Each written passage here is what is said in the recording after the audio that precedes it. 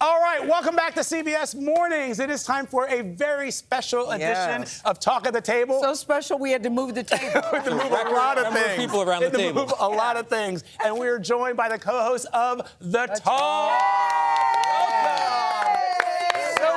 Welcome, all of you here in New York together. I imagine when you were driving, Jerry, you were talking about you need to go to the bathroom. I could see Akbar and Amanda in the back. Like, if you go, I'm going to turn around, Jerry. If you don't make me turn around. Yeah. We had to buck him. I said, man, look, fasten your seatbelt, man. Who was the first one to say, are we almost there yet? I think Jerry got up as soon as the seatbelt lights up. It is really funny taking a trip with your coworkers because you really see them in a different environment. You know, We're gonna talk about Natalie that. on the plane immediately pulls out the book. That's a highlighter. Akbar's one of the headphone guys, just sitting there watching.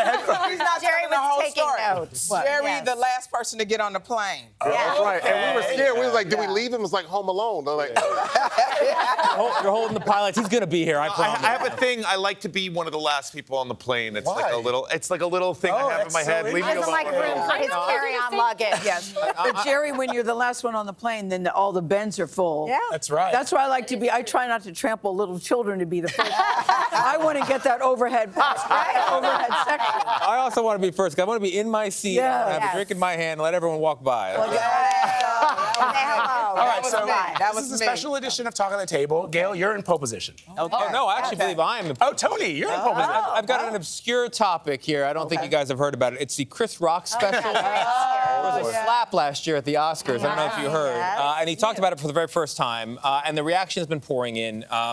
And Sheryl, you actually reacted, you all did yesterday at the top of the show, and reactions have been coming in from comedians. Yes. Was this a great bit of comedy, not just an interesting reaction to a public event? And Sheryl, as a comedian, what did you think? I thought it was not only just great comedy, but he made great points. He differentiated himself from other comics, but he was true to what we know Chris Rock to be. It was bigger, blacker, it was bring the pain. It was everything we needed him to do at the right time. He did it at the right time in the right way. Whether you like the jokes or not, don't judge it, just enjoy it. Just enjoy it. And he got it to do it on his own terms and his own timeline, That's which right. I thought was very important. I also think it's interesting that he has not talked about it. If I were Chris or the Smiths, I would not say another word about it to anybody. I think everybody has said what they wanted to say. That's right. And, go ahead. Well, I was going to say, that's part of this idea we were talking about earlier where he says, I'm not going to be the victim, right? Yes. Right. I thought that was also interesting. But he's been saying that from the beginning. I'm not a victim here. Right. You're not going to see me, as he said, I'm not going to be doing crying interviews with anybody. That's right. Gayle, he said Gayle. No, but He named believe me, I have asked. In full disclosure, I have asked. But he did look like he was about to cry, Jerry. I don't know if you, at the very end when he dropped that mic, I thought to myself, wow. We have video of that. I just thought he looked so relieved. That's what it was, Gayle. I thought he looked relieved. It's a tight shot. You got to go to the tight shot at the end where he's looking up at the audience. Right here. And they come back and he's just looking up. I just thought, finally, he just looks relieved. It's been a year, the anticipation, I mean, to do this, and then it's done. I mean, I bet that relief, that emotion. It was also very smart. Yes. His comedy was very smart, so. well, it was a big build-up, too. The build-up and the anticipation to this. Everybody was waiting on their seat. I know I was. I was sitting there taking notes and just, because I didn't know if they were going to stream it again. I thought it was just, if this was just it was a one-time event. A one-time thing. So I was making sure I got down all the stuff. But it was really good. And the title, Selective Outrage. Yes. And I think, that was a very good point. Very good point, and the wokeness and the outrage against wokeness. I mean, that was sort of the theme throughout the whole thing. He narrated the outrage that I think a lot of people are feeling. Don't you think that this also opens the door for Eddie to do his set? So Chris worked this set for a year. So he comes and does it on Netflix, and they're streaming it, right? Come on, Eddie Murphy. Yeah, I want Eddie. Forever. I want that back. Well, we saw his boy, Arsenio Hall. I mean, in the pre-show. I hadn't heard the wolf call in like a long time. I don't know. I might have to work a set and come out. Okay. Cheryl coming out of retirement. Cheryl, do not tease us with a good time. My talk at the table, it's about cell phones. First, Apple. Big shout out to Apple. They're getting into spring. They're getting into I love that. New color, and it's yellow. Yellow, by the way, just happens to be my favorite color. Okay. Did they possibly know that? It's the new color option for the iPhone 14 and the iPlus. It's yellow and it's spring, and I'm thinking, There's a lot of benefits with it. Number one, if you trade in your iPhone 11 and above, you get, for this, it's free. You still have to have to pay for the plan, yes. If you have 11 and above, I think. And this has the longest battery life of any phone. Oh, wow. But I think a bigger question for all of us who are parents sitting here, the big decision on when to let your children have a phone, iPhone or whatever your choice is. So, How old are your so kids? I have 14-year-old and 11-year-old. And I've got a 21-year-old, so he doesn't count because he has a phone. Yes.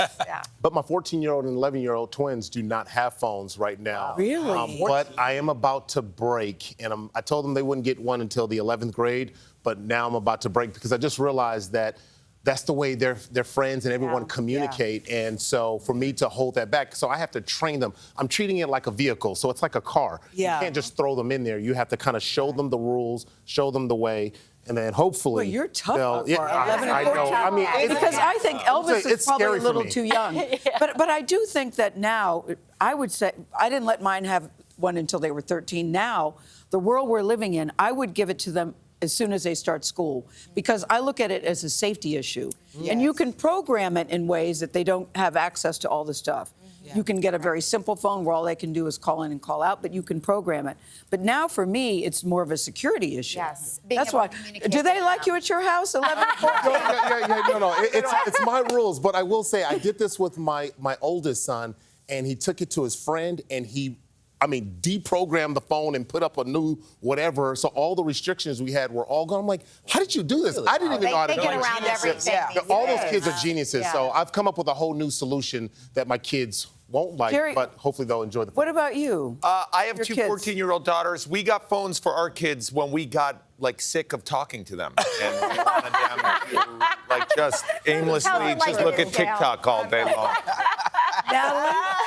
You know, when my boys could walk to school, that was, I wanted to be able to communicate with them, and that was about 5th grade, 6th grade. You know, they grew up in Hoboken, New Jersey, so the minute they could walk to and from school, But it was safety for you, wasn't it? Safety. Yes, Being that's able to how I look at communicate, it. knowing that they got to school safely and getting that text always was reassuring. And educational. Yeah. Remember we had encyclopedias. Yeah. Now they have I do phones. remember so they do encyclopedias. research. Yeah. Yeah. So it's safe. It's educational. We had the whole set. Cheryl. Yes. I still do at home. You do? My Yeah. parents' house, it's still right there. Encyclopedia That's Britannica. good. Yeah.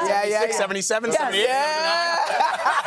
A certain smell with that encyclopedias. jazz. Like it just, it smells old and knowledgeable. Yes. All right, so let's talk about the talk. Yes. Let's talk about the talk. Yes. Cheryl, let's start with you. You're the OG. This is your 12th season on the show. Talk about the chemistry y'all have now. They're so fun, and we text each other, we hang out with each other, we have so much fun, but it's like a championship basketball team. We have no-look passes, even when we have guests come in or guest co-hosts come in, we just put them in with the family. This is the best feeling in the world.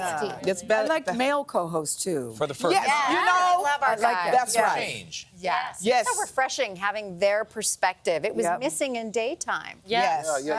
We appreciate being invited to the conversation. Oftentimes it was one of those things where my manager, who I was saying for years, man, I would love to do something like that because I would watch the shows and I would be arguing on the TV. I was like, well, hold on, what about, there's another side to this. Yeah. And so, but now that we have this kind of, this holistic feel, just, both different, aspects to it. So yeah.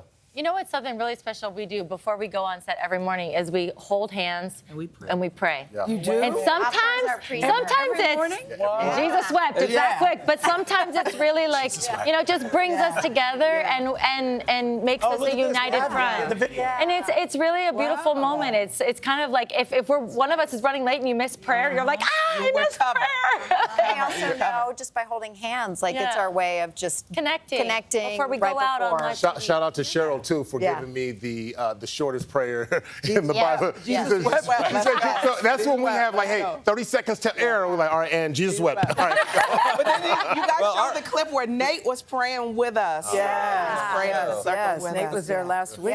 Closest thing We we got have to in the get you morning- two guys. Yeah. I would love to. I got to bring my wife back to LA. The closest thing we have to a morning prayer is when Gayle walks out. She says, all in our places, Bright, shiny faces. I love that. Oh, that's a good mantra. Yeah, Gets I us like ready to go. Ready to go. Okay.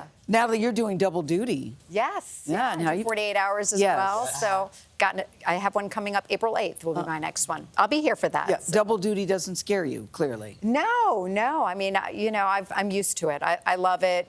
Get me in the mix, and I get to play on a lot of fronts. And Jerry, it just seems perfect for you. Yes. This format. You know, we have a really good time. If something happens, we get to come out and talk about it. The thing I love about doing a show every day is we come in the morning and someone does my hair has never looked better. Like every day I come home and my wife is like, wow, you look really good, because someone has like You're blown naturally dry handsome. my It's hair. like this guy. You know, when you're naturally good looking. 4 children. Maybe formally. Hey, I got 4 too. Hey, man. You look great. You know I who look else punched. looks good? Amanda, you. We're always cheering you on, Amanda. Thank always. you very always. much. I want to see you guys on a Very double-decker bus comfortable. around New York Yes. City. You got to do that tour. Make it a road trip. Yes, You guys should yes. come with us. Oh, you know, we live here. You know. Yes. Hey, Gail, I see you. Was like, yeah, I ain't taking that in. I'm like, You read that cute, right? You saw that cute. He's like, I ain't It's like, yeah, I'll see you tomorrow. We gotta go. Thank you so much. Thank you so much, Talk Team. The Talk airs weekdays at 2 o'clock Eastern, 1 o'clock Pacific, right here on CBS, and it's live. I love all live stuff. And our streaming service, Paramount Plus. All right.